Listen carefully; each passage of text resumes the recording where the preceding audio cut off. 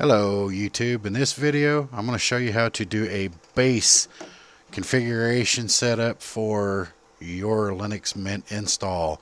Again, this is on Mint Linux Mint 15, as you can see right here. First thing you want to do is go to your settings. You can either go to the little up arrow down here if it's on the bar in the lower right hand corner. Click on that, click settings or highlight settings. It'll go to all settings with the little gears, or you can click on the menu. And over here on the left hand side you'll see a little icon with the gears inside of a box, and if you highlight it it'll say system settings in the lower right hand corner. So click on that and bring up your system settings, and under normal circumstances it's going to be on normal mode, which down here it'll say switch to advanced mode. If it says switch to advanced mode, click it. Now that we've got that changed over, first thing we're going to do is check your power management settings. Under most circumstances, it'll say not to suspend. If you want it to suspend, all you have to do is drop down right here, set how long you got, 5, 10, 30, 1 hour, or do not suspend at all. Once you get it selected what you want, go to all settings. Now, the next one from there is going to be the software sources. This one's going to require that password that you put in whenever you created the first account when you first installed Linux Mint. And then on the official repositories, if you select right here, if you haven't done this for updates or for installing software, if you select this right here, you see how you have the one up here with the solid green bar. Give it a few minutes to complete going through all the mirrors.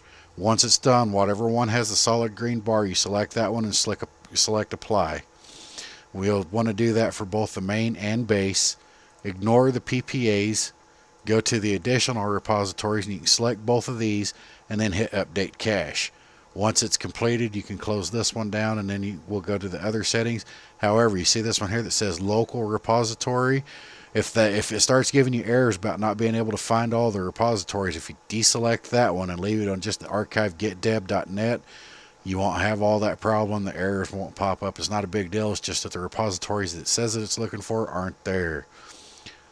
If you have that problem, deselect the local repositories. You'll be alright, and then just hit update the cache again. Those errors should go away.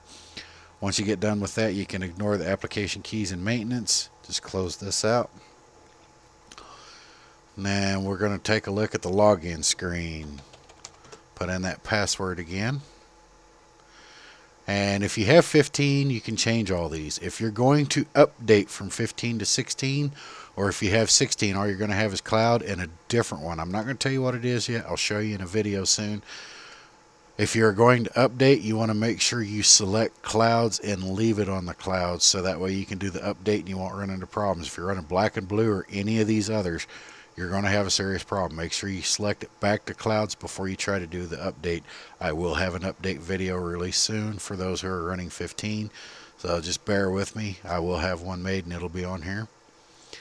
But if you want to change it, all you got to do is select the one that you want to change it to, like the full moon. Most of these are animated, and then all you got to do is click close once you actually select the one you want. Again, make sure that it actually changes your little dot. If all you do is click on it and it doesn't change the dot, you didn't change it. Once you get the one you want selected, click close. There is a user accounts on here. You can add other users and the passwords and everything to where you can have multiple people use the system. Again, don't have to click close or anything like that when you make your changes. Just click all settings and go back. Your screensaver option is another one that you want to change. If you're running a desktop and you don't want it shutting down and stuff all the time or killing everything, then all you have to do is hit turn the lock off, and I do believe that's it. And it won't lock the screen, so to where you have to literally like put in your password absolutely every single time. And it doesn't suspend the system as long as you don't have the power setting told to do so.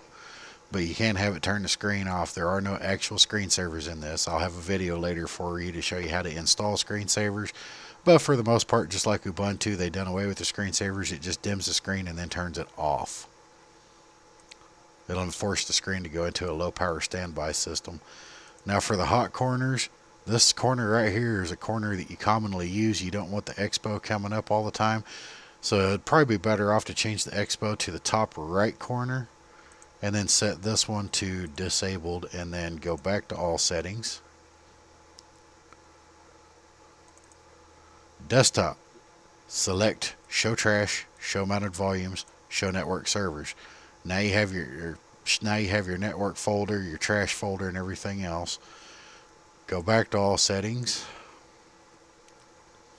And at this particular point, you can change your theme right here. You have the Cinnamon or the Linux Mint, either one. I generally leave mine on the Linux Mint theme. If you click Get More Online, I'm going to cancel that. But if you click Get More Online, it'll populate a list and you can download more if you want them and change it over to that. And then, of course, the backgrounds. You have the default backgrounds right here. You can change any of them from right there. That's pretty much the base configuration aside from doing the updates and everything else, but the updates and software installs are their own separate videos. This information's out there for absolutely everybody. As always, watch, like, and share. Have a great day.